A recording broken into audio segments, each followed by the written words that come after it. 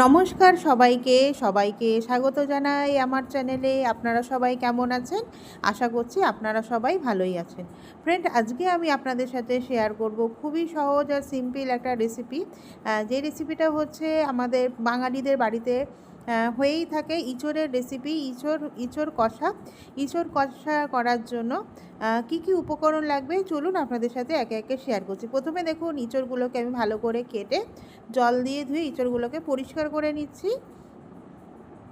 আর এদিকে ইঁচড়টাকে লবণ দিয়ে সেদ্ধ হতে দেবো। আর এখানে আমি নিয়ে নিয়েছি মশলা তৈরি করার জন্য, নিয়েছি হচ্ছে পেঁয়াজ, রসুন, কাঁচা লঙ্কা, গোটা গরম মশলা। এদিকে দেখুন একটা হচ্ছে দারচিনি দিয়ে, মানে গোটা গরম মশলাতে রয়েছে দারচিনি, লবঙ্গ, এলাচ। আর তার মিক্সির মধ্যে দিয়ে দিলাম, তার সাথে দিয়ে দিলাম হচ্ছে পেঁয়াজ কুচি, রসুন, আর হচ্ছে আদা আর কাঁচা লঙ্কা দিয়ে এগুলো হচ্ছে মিক্সির মধ্যে আমি একেবারে একটা ফাইন পেস্ট তৈরি করে নেবো। আর এদিকে হচ্ছে পেঁয়াজ আমি কিছুটা বেটে নেবো, আর পেঁয়াজ কিছুটা কুচিয়েও নেব।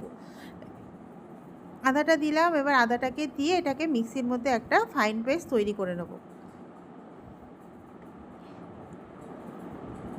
ইঁচড়গুলোকে এবার হচ্ছে বয়েল করা ইঁচড়গুলোকে আমি তেলের মধ্যে দিয়ে হালকা ইঁচড়গুলোকে একটু ভেজে নেব। আপনারা চাইলে ইঁচড়টাকে না ভেজেও করতে পারেন, কিন্তু আমি ইঁচড়টাকে এরকম হালকা করে একটু ভেজে নিচ্ছি। লবণ তো হচ্ছে দেওয়াই ছিল, আমি ভাজার সময় আবার একটু সামান্য লবণ দিয়েছি। আর তার সাথে দিয়ে দিয়েছিলাম হচ্ছে হলুদ। লবণ আর হলুদ দিয়ে ইঁচড়টাকে ভালো করে একটু ভেজে নিয়েছি। আবার কড়াইয়ের মধ্যে দিয়ে দেবো হচ্ছে তেল। তেলটা যখন ভালো করে গরম হয়ে উঠবে তখন আমি এর মধ্যে দিয়ে দেবো হচ্ছে, এবার দিয়ে দেবো এর মধ্যে হচ্ছে কুচানো পেঁয়াজ, যেটা হচ্ছে আমি কুচিয়ে রেখেছিলাম। পেঁয়াজটাকে দিয়ে পেঁয়াজটাকে হচ্ছে হালকা করে গোল্ডেন ফ্রাই করে নেব। পেঁয়াজের একদম বেরেস্তা তৈরি করব না, পেঁয়াজটাকে কিন্তু আমি হালকা করে লাল লাল করে ভেজে নেব, যাতে হচ্ছে পেঁয়াজের থেকে একটা, পেঁয়াজ ভাজলে একটা সুন্দর স্মেল আসে, যেই স্মেলটা যাতে চলে আসে তার জন্যই হচ্ছে পেঁয়াজটাকে এরকম করে ভেজে নিচ্ছি।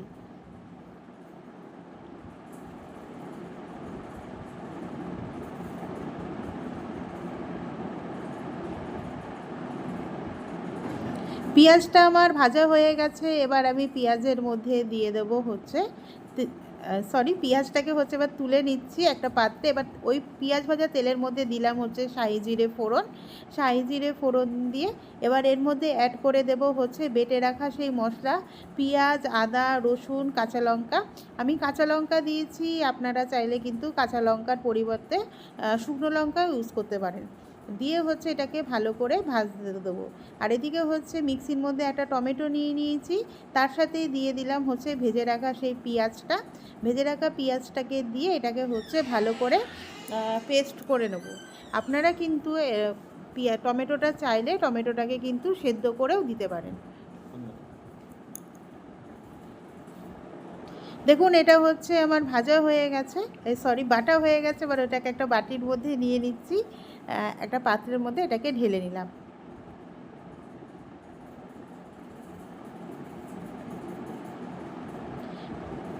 আমার হচ্ছে পেঁয়াজ, কাঁচা লঙ্কা, আদা, রসুন এটা হচ্ছে ভালো করে ভাজা হয়ে গেছিলো তেলের সাথে। এবার কড়াইতে দিয়ে দিলাম সামান্য জল, তার সাথে দিয়ে দিলাম হচ্ছে ছোটো 1 চামচ জিরের গুঁড়ো।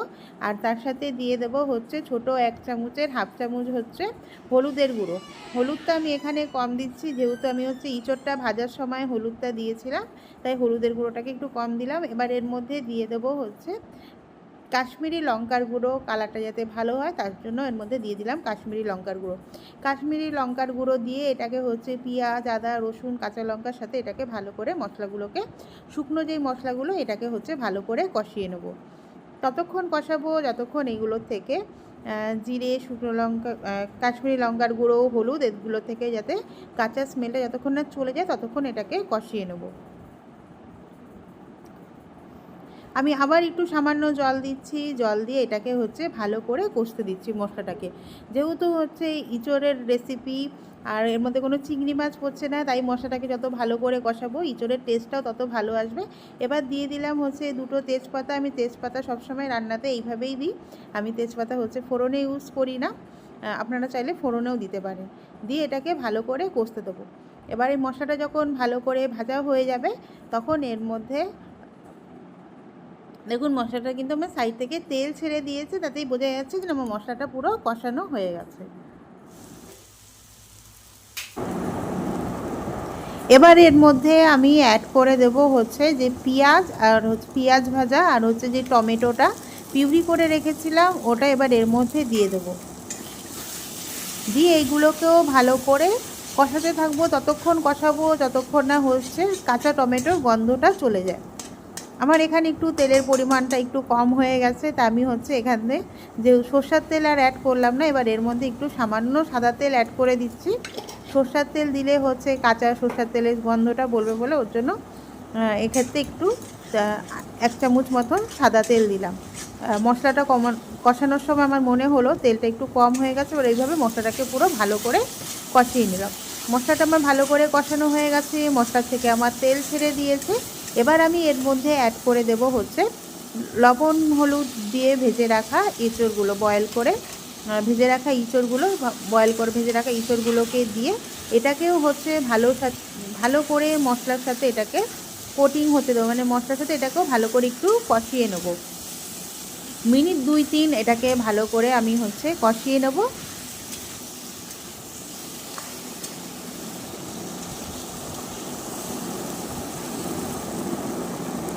এবার কষানো হয়ে গেছে আমার পুরো হচ্ছে ইঁচড়টা মশলার সাথে ভালো করে এটাকে কষানো হয়ে গেছে। এবার এর মধ্যে দিয়ে দিচ্ছি হচ্ছে পরিমাণ মতন জল।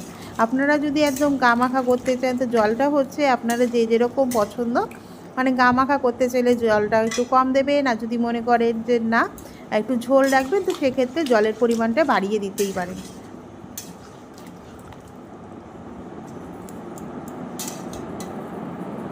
দিয়ে এটাকে হচ্ছে ইঁচড়টা যেহেতু আমার সেদ্ধ করা ছিল, তারপর এঁচড়টাকে আমি ভেজে নিয়েছি লবণ হলুদ দিয়ে, আর এঁচড়টা হচ্ছে লবণ দিয়ে বয়েল করাও ছিল, তাই আমার হচ্ছে বেশি জল লাগবে না। দিয়ে এটাকে ঢাকা দিয়ে ভালো করে একটু ফুটতে দেবো।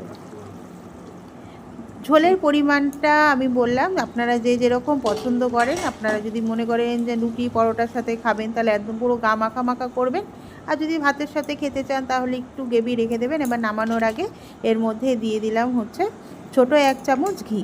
ঘিটা দিয়ে এটাকে ভালো করে মিক্সড করে দমে রেখে দিন হচ্ছে মিনিট 2-3, তাহলেই রেডি হয়ে যাবে আমাদের হচ্ছে ইঁচড় কষা। আর ফ্রেন্ড সবাইকে বলবো আমার রেসিপিটা যদি আপনাদের ভালো লাগে, আপনার কেউ যদি আমার চ্যানেলটাকে নতুন ভিজিট করে থাকেন প্লিজ চ্যানেলটাকে একটু সাবস্ক্রাইব করে দেবেন, পাশে থাকা বেল আইকনটাকে প্রেস করে দেবেন যাতে হচ্ছে আমি কোনো নতুন রেসিপি ছাড়লে আপনাদের কাছে চলে যায়। আর রেসিপিটা যদি খুবই ভালো লেগে থাকে তাহলে হচ্ছে ফ্রেন্ড আর ফ্যামিলির সাথে রেসিপিটাকে শেয়ার করে দেবেন। থ্যাংক ইউ সবাইকে সাথে থাকার জন্য। সবাই খুব সুস্থ থাকবেন, ভালো থাকবেন। টাটা সবাইকে। আবার দেখা হবে আপনাদের সাথে নতুন কোনো একটা রেসিপি নিয়ে। টাটা সবাইকে।